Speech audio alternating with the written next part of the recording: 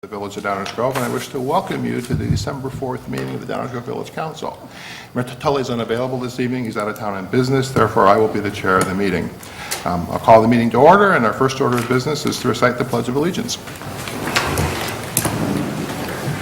I pledge allegiance to the flag of the United States of America and to the republic for which it stands, one nation, under God, indivisible, with liberty and justice for all.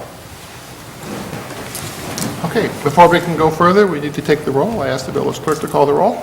Commissioner Wallace? Here. Commissioner Earl? Here. Commissioner Waldeck? Here. Commissioner White? Here. Commissioner Jose? Here. Commissioner Barnett? Mayor Tully? Okay, we have 5 council members. That does constitute a quorum. The next item on our agenda are the meeting minutes from our last meeting. Unless there's comments, corrections, or changes to the minutes, the chair invites a motion to approve the minutes. I move to approve the minutes of the council meeting of November 20th, 2018. Second. We have a motion and a second. Any discussion? Not. All in favor? Aye. Any opposed? That passes unanimously. Item 4 on our agenda is the quarterly presentation from the Downers Grove Economic Development Corporation. And in that regard, we'll, I guess, turn the meeting over to the President and CEO, Michael Casa.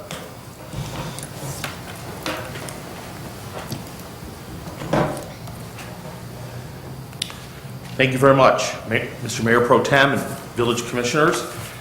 Michael Casa, President and CEO of the Downers Grove Economic Development Corporation at 5159 Mokel in downtown Downers Grove.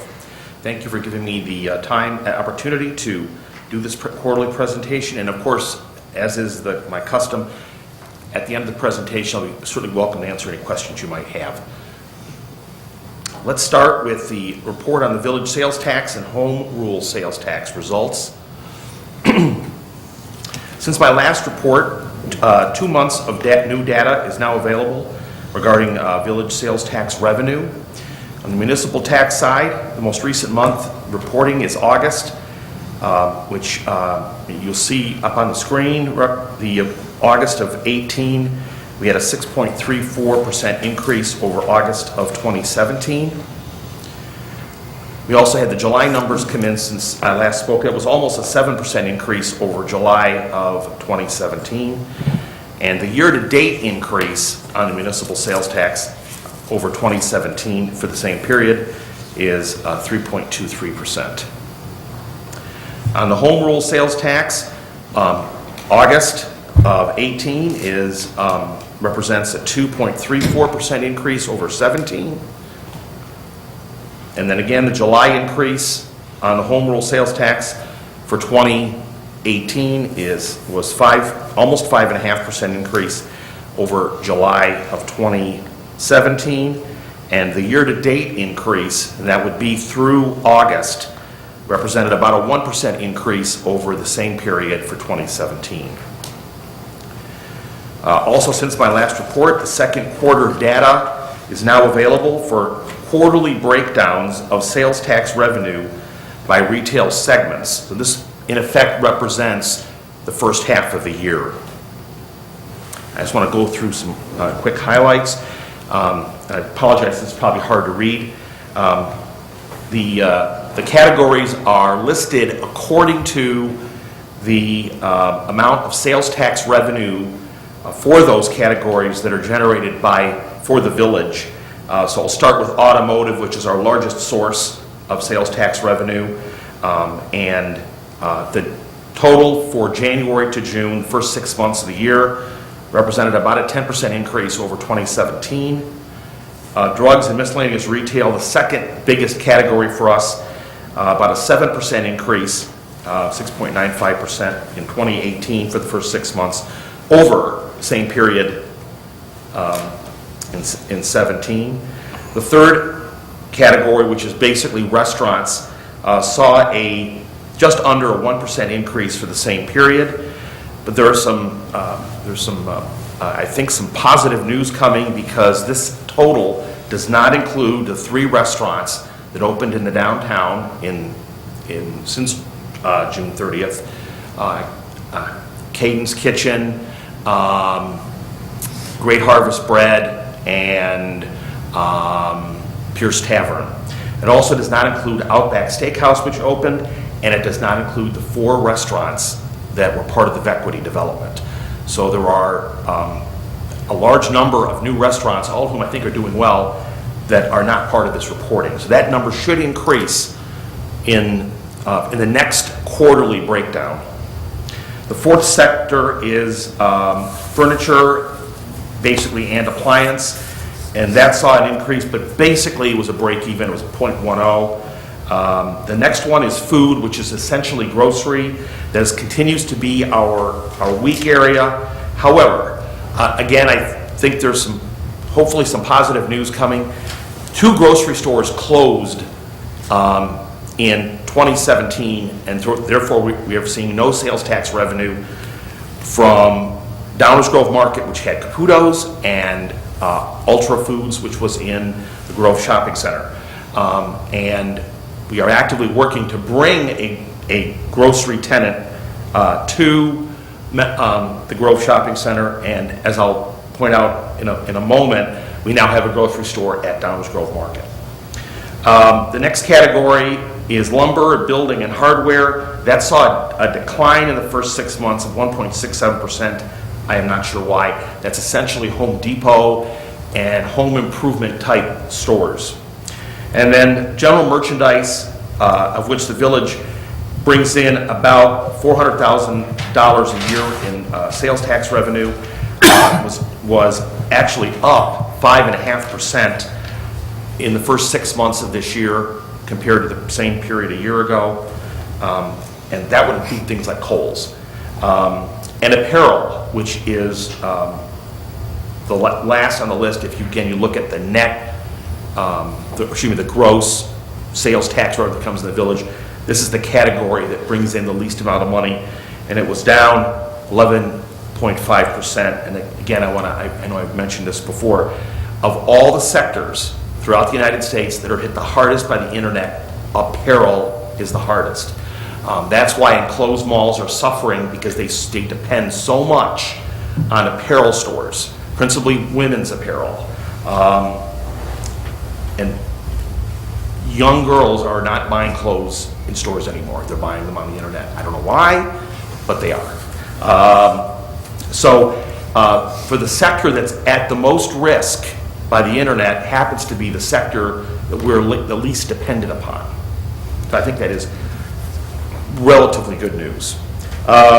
Overall, for the first 6 months of the year, again, from up until June 30th, we saw an increase over the previous period of 2% and about 1% on the home rule tax, for a 1.63% increase. I do expect that's going to be larger when we get the third quarter numbers based on what happened in July and August.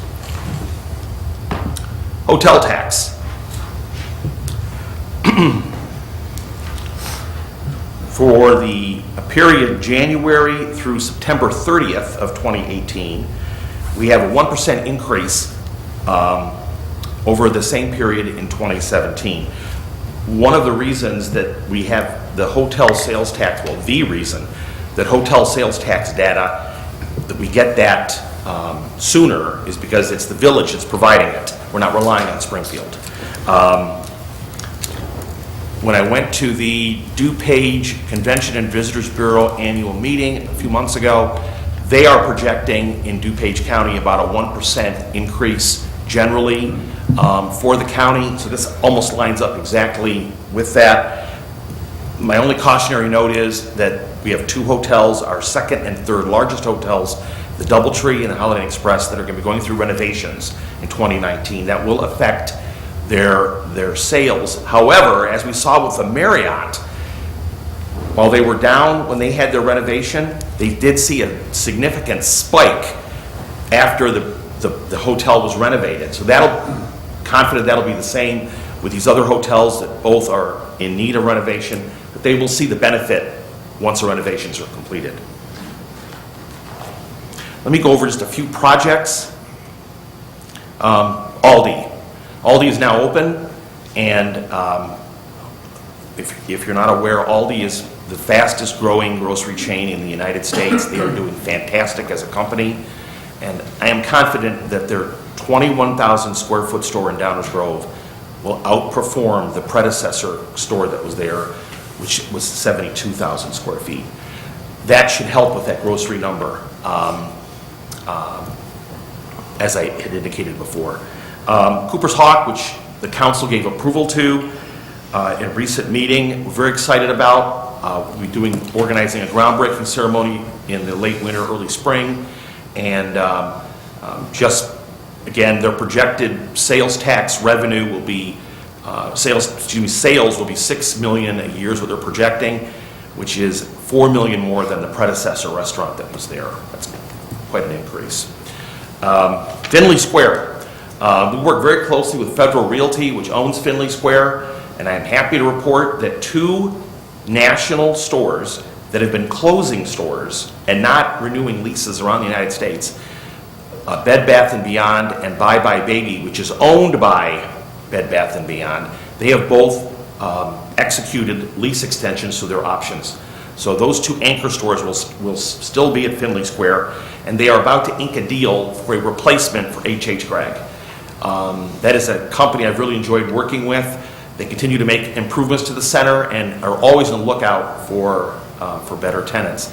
One of the things that sometimes the public isn't aware of is you may have a tenant in your center, and they may have a long-term lease, and they might be paying their rent on time. But if the store is not performing well, then you sometimes need to look for an upgrade. And if you can find a tenant to come in there, you may go to the current tenant and say, would you like to get out of your lease? And they've done that in a couple of cases. Simply replacing one tenant for another, sometimes even if the rent's lower, because they know that this is a better creditworthy tenant with a better long-term future. You also approved the Ziegler Auto Group recently, and again, we're looking forward to the expansion of their dealership location at Ogden and Cross. And I wanted to touch on Walgreens for a moment. As you know, Walgreens was slated to relocate their store from the northwest corner of 63rd and Belmont to the out parcel at the Meadowbrook Shopping Center.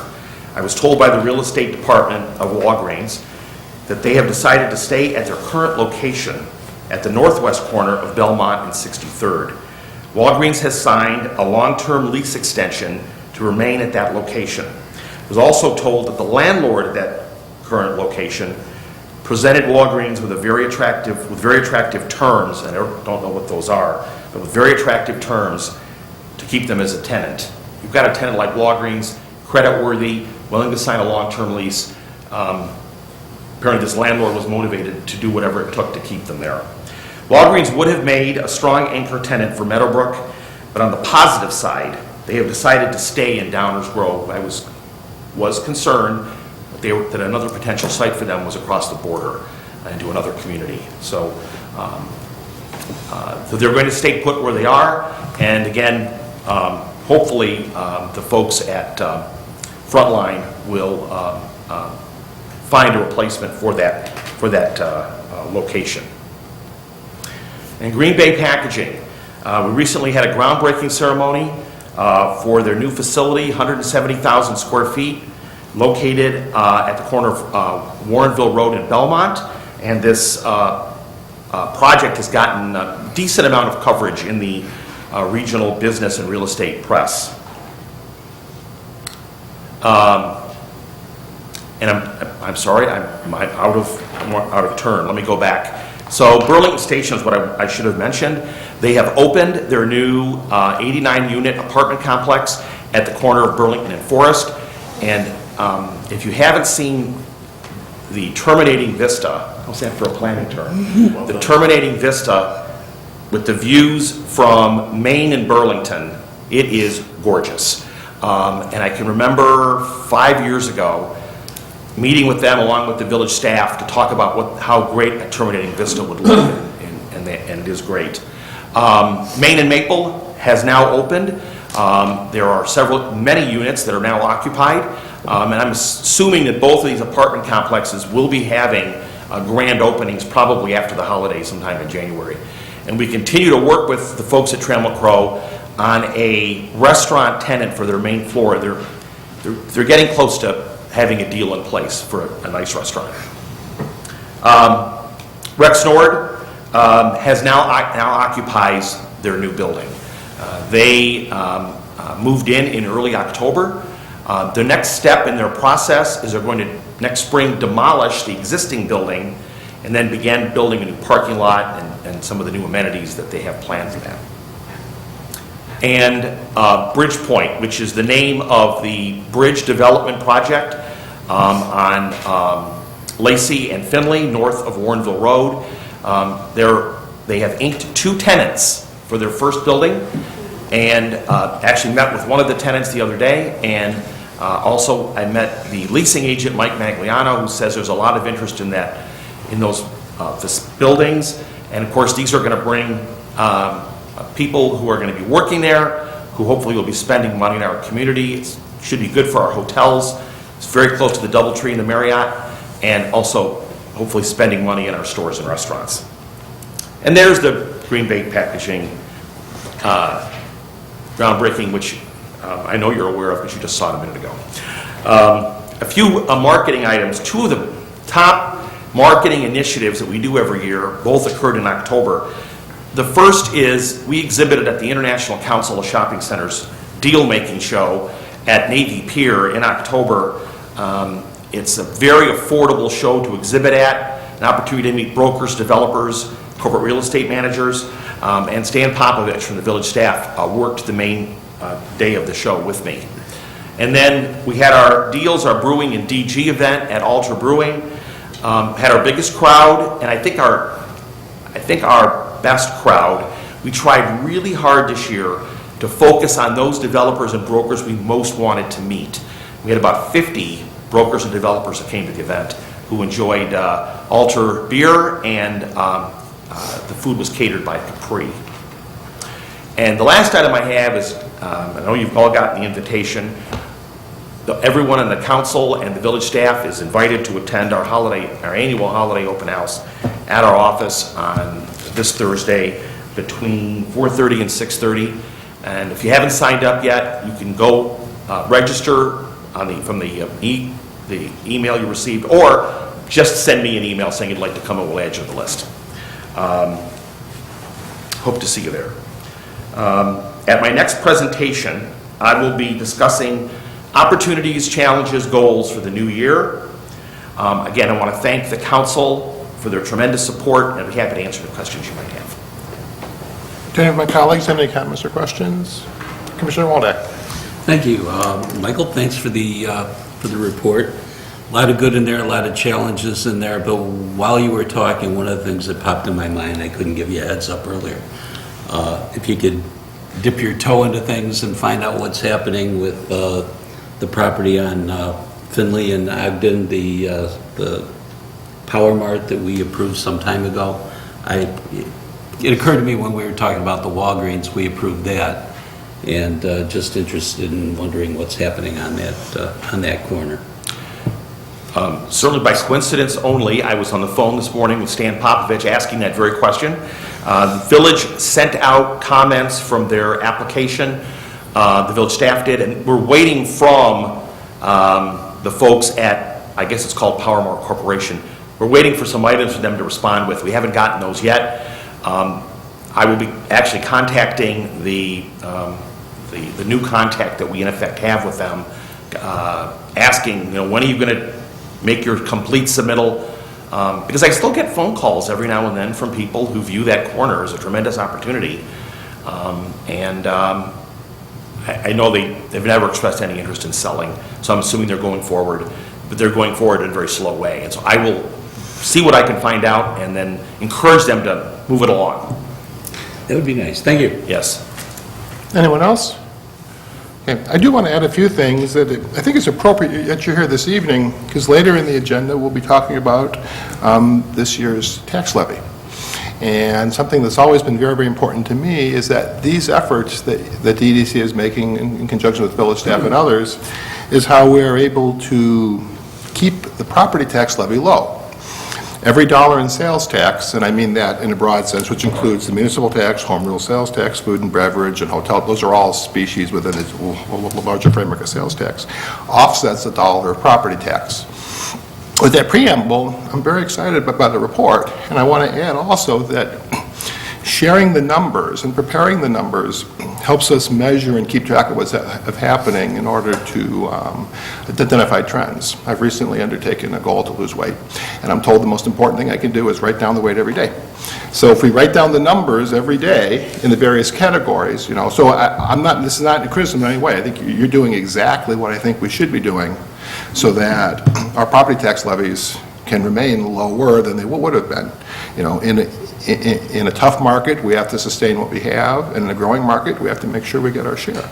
And I just want to totally compliment the EDC of what they've been doing for the last several years in pursuing a wide variety of opportunities, and it is exactly what I think the EDC ought to be doing. So none of that's meant as a criticism in any way. No, I appreciate your comments. One of the things I think that we should all be very proud of is that there is a tremendous sense of teamwork that I think exists when it comes to economic development in this community. And I hear that from people outside of Downers Grove, where you've got the village council, the village staff, and the EDC all working together toward the same goal. I'm always amazed. I can pick up the phone and call almost anybody in this town and ask them to help me with something, and they'll stop what they're doing to help me. So I'm grateful for the kind of support that I get, and I think that message that Downers Grove is a good place to do business because everybody's working toward the same goal, and that includes the business person. That message, I think, has resonated. So thank you. And I will repeat this is the key talking point. Every dollar of sales tax in all the different varieties offsets a dollar of property tax. Okay, thank you. Thank you. Okay. The next item on our agenda is public comment of a general nature. Those of you who have attended these meetings will know what this is about. If you wish to come and address council on any matter that's not found in this evening's agenda, please come to the podium. Tell us your name and address, and let us know what you have to say. Come on, don't all rush me at once. Going once, going twice. Okay, no public comment. The next item on our agenda, just to clarify, I know Martelli always says this, on any agenda item, any member of the audience is welcome to speak at the appropriate time as we reach each agenda item. The next item on our agenda is a public hearing, which is required by Illinois law. These are, and I will read now the procedures for the Truth in Taxation public hearing for, I mentioned earlier, the 2018 property tax. These are my opening remarks. I would like to call this public hearing to order. This public hearing has been called by the Village Council pursuant to the Illinois Truth in Taxation law to consider the proposed 2018 tax levy for the Village of Downers Grove.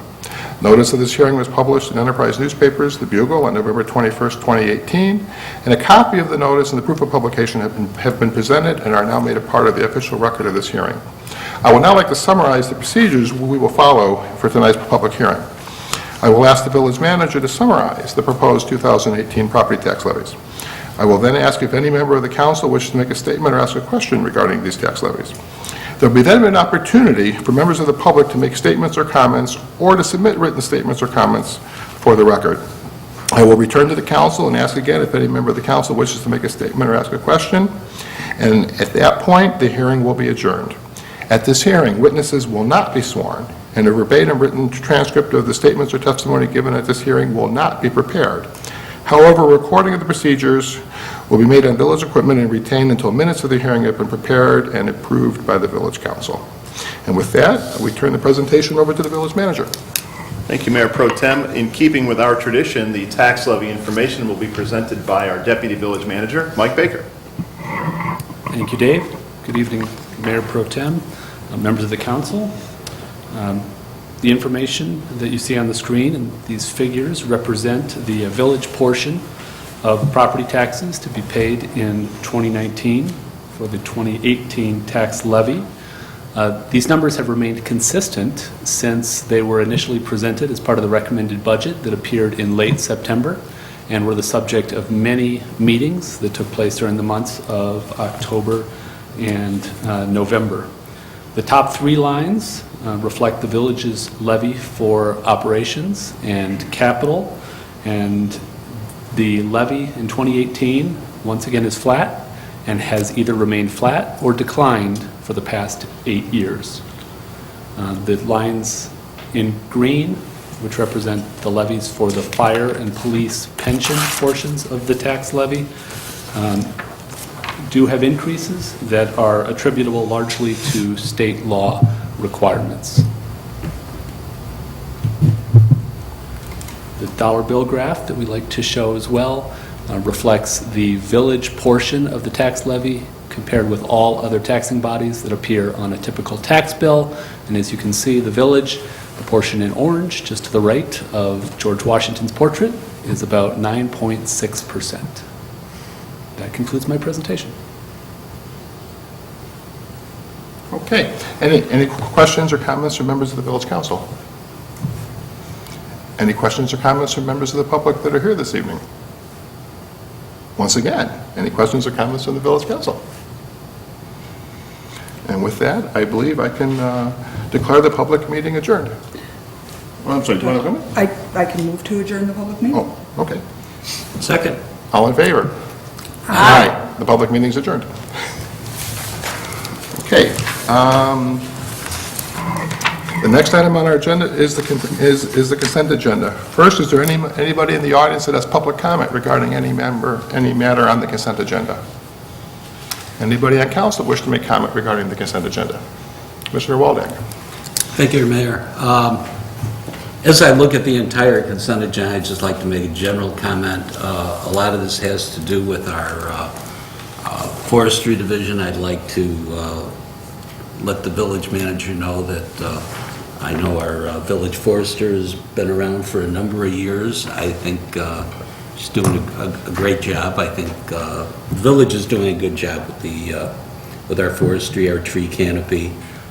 Always room for improvements. As I look at the consent agenda, there's a lot of tree related items on the agenda, and as I was looking at the results, I'm glad to see that the companies that have won the bids are generally the ones, they've been doing the job. By all appearances, they continue to do a great job for the price. I think in way of public response to those companies, I think we get very few complaints about our, the way the tree, like the pruning and the like. I think we actually get more compliments than we do complaints about the way the work is done. So that's good to see. The thing that troubles me is that when we put out the RFPs, it seems that the same companies, I'm glad they win the bid, but the other ones that bid seem to be so way out of line. I think the difference in one was over $100,000. And I'm wondering if there's something in our process, whether it's the way the RFPs are presented or what it is that would cause people to bid so much higher than the lowest responsible bid. Gives me concern. Also, that there's the other folks that are bidding also have the they have the opportunity. We have to be very transparent in what we do, and they can look at our budget. They can see how much we have budgeted for the various services. They have a lot of opportunities to look, and still they're coming in higher. I don't know what the problem is. Maybe maybe there's something in the RFP that we're writing that gives them the wrong direction. I don't know, but it's something that concerns me, and I'd look to it in the future. I'd like to see more bids. I'd like to see them at least closer together. The fact that they're so out of whack just kind of raised a question in my mind. Thanks. Okay, anyone else? The chair invites a motion to approve the consent agenda. Mayor Pro Tem, I'd like to make a motion to approve the consent agenda as presented. Second. I'll call that vote, please.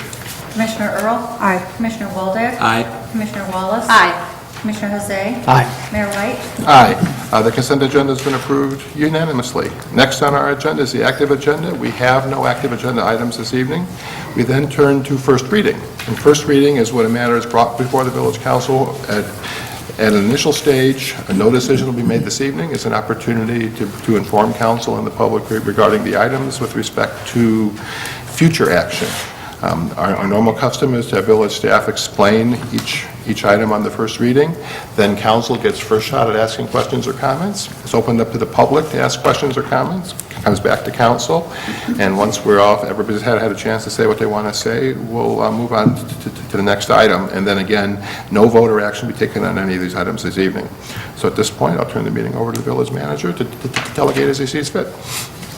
Thank you, Mayor Pro Tem. As you can see, there are many, many items on tonight's first reading agenda. We'll start with the item A, which is authorization to purchase vehicles for 2019 pursuant to approved budget. Here to present background information on this item is our Public Works Director, Nan Newland. Good evening, Mayor Pro Tem, Council. I am happy to be here tonight to present this item. It's the culmination of a lot of work to present. These are all the proposed replacement vehicles for the village for the year 2019. There are 11 vehicles here for a total cost of $1,250,465.61. Vehicles are replaced on a schedule based on a number of factors that include miles, age, and history of repairs. So we're really looking to optimize the use of each vehicle and get the most cost-effective replacement time for that, so we're minimizing repair time. So each year we create a target list based on age and mileage, and then our multi-departmental fleet team gets together and reviews each one at a time, looking at our history of repairs and looks at the ratio of cost to repair cost to see if it truly needs to be repaired that year or if we can delay that without incurring additional repair costs.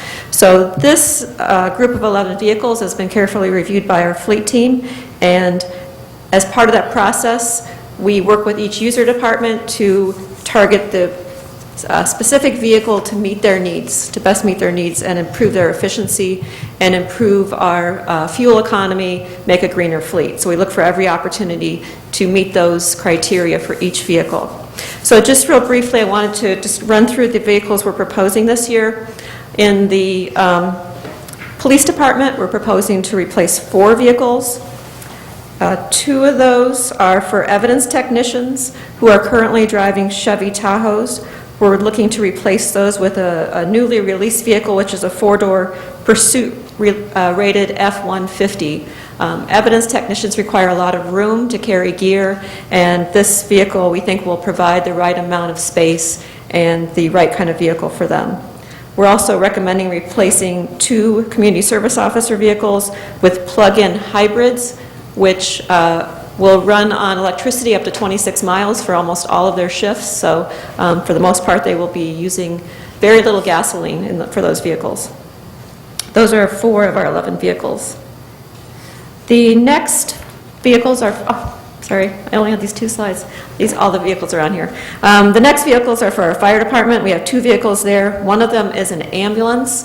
Ambulances serve an average life of 6 years, and then they move to a reserve status. We have 3 frontline ambulances and 2 reserve ambulances. We are proposing to replace one of our frontline ambulances and move one of our current frontline to a reserve and remove one of our reserve vehicles from the fleet. That vehicle is a Ford F-550. The second fire vehicle is a battalion chief vehicle. We have 1 frontline battalion chief vehicle and 1 reserve. Our reserve vehicle is 16 years old and in need of replacement, so we will be buying a new Ford Expedition to replace the frontline battalion chief vehicle, moving the current frontline to reserve. Moving on to Public Works, we are proposing 4 replacement 1-ton Ford F-40s. These serve multiple purposes within Public Works. One will be coming with a snowplow package, one will be a crane truck, one is a lift gate, and one will be worked with the chipper crew. These will run on B20, which is one of our alternative fuels, and will be set up with anti-idle shutdown systems. So they have come with heaters in the cabs, to run the different things in the cab that they need so they can shut down the engine when the crews need to stop their work for any reason. The last vehicle is also in Public Works. It's a combination jetter and vacuum truck. This has multi-purposes. It's used to clean and maintain the village's drainage system. It's also used for hydro excavating. So what that means, instead of in a situation where we need to repair a water main break, for example, instead of taking a machine and digging the dirt, we use the hydro excavator to literally use the force of the water to dig for that excavation. And we do that because in many locations we have a lot of underground utilities, which makes our digging very difficult with a traditional digging, and the hydro excavator makes it much safer and also reduces our risk for harming any utilities underground. So that makes up our 11 vehicles. They're recommended to be purchased through a competitive cooperative purchasing contracts, and those contracts and proposals are included with a packet, and I'd be happy to answer any questions you have. Questions from council? Questions from the public? Okay, thank you. Thank you. The remaining items on tonight's first reading agenda, items B through R, are the technical ordinance form of the same presentation that Deputy Manager Mike Baker just walked us through. So those are all the actual levying and resulting abatements that result in the total tax levy that was presented not only tonight, but multiple times. So what I propose is, if there are any particular questions on items B through R, we are happy to answer them. But we have no further presentation on these items. Members of council have questions regarding any specific levy item, any line item? Members of the public have any questions about any particular line item? Was it, we're at a dozen, 14, how many times have we talked about the budget? Yes, yes. Okay. And it's all online, it's been available, so none of this should be the least bit of surprise to anybody. And I know this is going to be very complicated to understand how it works, but it's all there. So if nobody here has any questions, and nobody in the public who's here this evening has any questions. Then that will end our first reading tonight, Mayor Pro Tem. Thank you. Okay. Let me find my place. Okay. That moves us to the mayor's report, and there's an item of business that, if Mayor Tuller were here, he would do, and that falls for me to do. Under our liquor code, let me find all my notes here. Under the liquor code, there's an opportunity to place on file for an expedited approval process in certain circumstances, and that's what these circumstances are. So with that, I will read new business materials to be placed on file and briefly talk about what happens after that. So, pursuant to Section 3-12D of the Downers Grove Liquor Control Ordinance, a public hearing for a liquor license application may be waived if the current license holder requests a change in license classification. However, the application must be placed on file for a minimum of 2 weeks, subject to public comment prior to the issuance of a new license. The village has received applications from 2 current licensees for a liquor license classification change. The following liquor license holders have requested an upgrade from their existing beer and wine only license to a full alcohol off-premise consumption liquor license. This is Nirmala Corporation, DBA J Convenient, located at 6314 Main Street, and Preet One Inc., DBA Downtown Food Market, located at 4946 Main Street. Accordingly, I am placing these applications for classification change on file in the village clerk's office. Barring any objection, once the 2-week waiting period is passed, a full alcohol off-premise consumption liquor license shall be issued to these establishments. This is placed on file Tuesday, December 4th, 2018. My understanding, this is following up on the recent ordinance change that we approved a few weeks ago. And that ends my report. That ends the mayor's report. Next on our agenda, I got a long agenda tonight. I'm losing my place. Village manager's report. No report tonight, thank you. Well, that's quick. Attorney's report. Thank you, Mayor. I do have a report, and it's my favorite report of the year. I have 17 ordinances to present, and they are all right here on the screen behind me. Similar to our first reading, these all relate to the tax levy and the abatement ordinances. They will all be on next week's active. And read into the record as if read in full. Yes, thank you. I appreciate that. Okay, now we turn to council member reports. That's an opportunity for individual members of the council to report out on items in the community, or items with any other governmental bodies they may be a liaison with. I'll start with my right, Commissioner Jose. Any report? No report tonight, Mayor. Thank you. Commissioner Waldeck. Thank you, Mayor. I do have a report from downtown management. Being Christmas season, it's very important that to our local businesses all around town and our downtown that you at least consider shopping or doing all your shopping in Downers Grove. I would urge you to go to the website downtowndg.org because there's forms and things that you may want when you do your shopping in the downtown. For example, some of the holiday things going on is one of my favorite, the gingerbread manhunt. That'll be all day long and through December 23rd. I guess they don't expect to catch them before then. There's a printable sheet there that that you can use, so that's online. There's complimentary visits with Santa, the real Santa, in his gingerbread house from 1 to 4. You might want to bring your camera. Also, there's voting for your favorite downtown Downers Grove business window.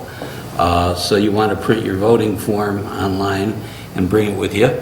And there's also the gingerbread reward card. There's a list of participating stores there. So a lot of this is online. So downtowndg.org to get the forms, and please do your shopping in Downers Grove.